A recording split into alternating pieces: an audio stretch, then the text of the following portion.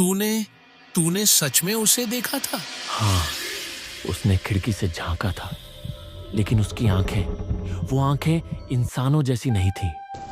बारिश तेज हो रही थी और गांव का वो पुराना स्कूल जहां अब कोई नहीं जाता था, उस रात वहां 4 दोस्त गए, लेकिन लौटे केवल 3। 4 दोस्त नेहा, रवि, इशिका और सागर बरसात की छुट्टियों में गांव आए थे।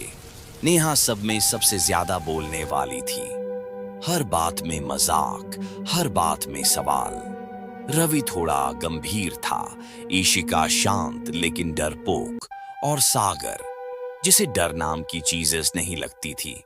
बरसात की वो रात कुछ अलग थी, बिजली कड़क रही थी और हवा में अजीब सी सरसराहट थी। तुम सब डरपोक हो। गांव का वो स्कूल बस पुराना है, भूत वूत कुछ नहीं होता। नेहा, उस स्कूल में पिछले साल एक बच्चा गायब हुआ था और आज तक नहीं मिला। चलो आज वहीं चलते हैं, पता चले असली माजरा क्या है। मैं नहीं आ रही, वहाँ कुछ गलत है। लेकिन नेहा ने जोर दिया और आखिर सब मान गए। दरवाजा खुला हुआ था, अंदर सब कुछ धूल और सन्नाटे से भरा था। हेलो भूत अंकल, हम आ गए। इतनी देर से बंद है, कोई होगा भी तो भाग गया होगा। तभी छत से किसी के भागने की आवाज आई, धप धप धप। ये आवाज ऊपर से आई थी। मैंने कहा था ना यहाँ कुछ है। शायद कोई मजाक कर रहा है। चलो ऊपर चलते हैं। चारों ऊपर की सीढ़ियां चढ़ने लगे। हर कदम पर लकड़ी चरमरा रही थी और बारिश की बूंदें टूटे शीशों से टपक रही थीं।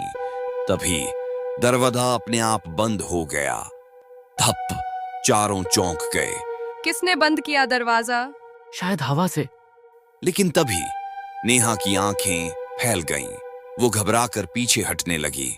वो खिड़की पर कोई है। कहाँ? वो चला गया, छाया सी थी और आंखें लाल थीं। चारों डर के मारे भागने लगे, लेकिन जैसे ही सीढ़ियों के पास पहुंचे, फर्श पर कुछ लिखा था, ताजा खून से, और लिखा था 4 आए थे, 3 लौटेंगे, सब सन्न। ये हमारे लिए लिखा गया है। अचानक पीछे से किसी ने रवि का हाथ पकड़ लिया, लेकिन जब उन्होंने पलटकर देखा, वहां कोई नहीं था। तेज बारिश अब और भी डरावनी लग रही थी। चारों नीचे भागना चाहते थे, लेकिन सीढ़ियों से एक अजीब सी गंध आ रही थी, जैसे किसी चीज ने वहां अभी अभी सड़ना शुरू किया हो। हम यहाँ से क्यों नहीं भाग रहे? क्या तुम लोग पागल हो? यही तो मौका है सच्चाई जानने का। जो भी ये कर रहा है वो हमें डराना चाहता है, लेकिन हम डरेंगे नहीं। रवि चुप था, उसका चेहरा पीला पड़ा था। वो कुछ सोच रहा था, लेकिन बताने को तैयार नहीं लग रहा। भागने के लिए वे नीचे की ओर बढ़े, लेकिन दरवाजा बाहर से बंद था। तभी सागर ने पीछे एक टूटी दीवार देखी, जिसमें से सीढ़ियां नीचे जा रही थीं। स्कूल का पुराना तहखाना, इधर से चलते हैं, शायद और रास्ता हो। तहखाना बिल्कुल अंधेरा था। चारों ने मोबाइल की टॉर्च जलाई। दीवारों पर बच्चों की चीखने की तस्वीरें बनी थीं, जैसे किसी बच्चे ने डर में स्केच किया हो। ये क्या है? ये बच्चों ने क्यों बनाई ये? तभी उन्हें एक पुराना स्कूल बैग मिला। नाम लिखा था आरव शर्मा, कक्षा 5। ये वही बच्चा है जो पिछले साल गायब हो गया था। ये वही बच्चा है। लेकिन फिर तभी मोबाइल की टॉर्च बंद होने लगी। नेहा का फोन अचानक खुद ब खुद चालू हुआ और स्क्रीन पर एक वीडियो चलने लगा। एक लड़का अंधेरे में चीख रहा था, मुझे छोड़ दो प्लीज। स्क्रीन में दिखा कोई छाया उसे घसीट रही थी छत की तरफ। तहखाने में मौजूद कोई और भी था। फिर एक जोर की चीख आई, लेकिन किसी इंसान की नहीं।